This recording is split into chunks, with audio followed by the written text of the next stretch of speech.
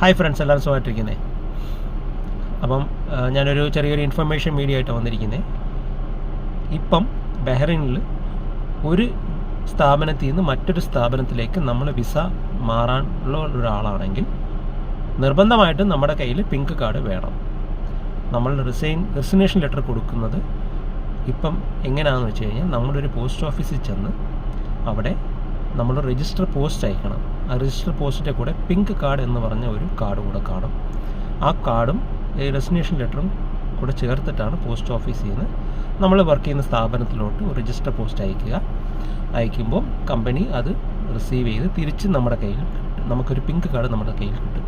ആ pink card നമ്മൾ പുതിയതായിട്ട് ജോയിൻ ചെയ്യാൻ പോകുന്ന കമ്പനിയിൽ നമ്മൾ ഈ പിങ്ക് കാർഡ് കൊടുക്കുകയും എന്നിട്ട് അവർ വിസയ്ക്ക് വേണ്ടി അപ്ലൈ ചെയ്യും, അല്ലെങ്കിൽ മൊബിലിറ്റിക്ക് വേണ്ടി അപ്ലൈ ചെയ്യുമ്പോൾ നമുക്ക് വിസ മാറും.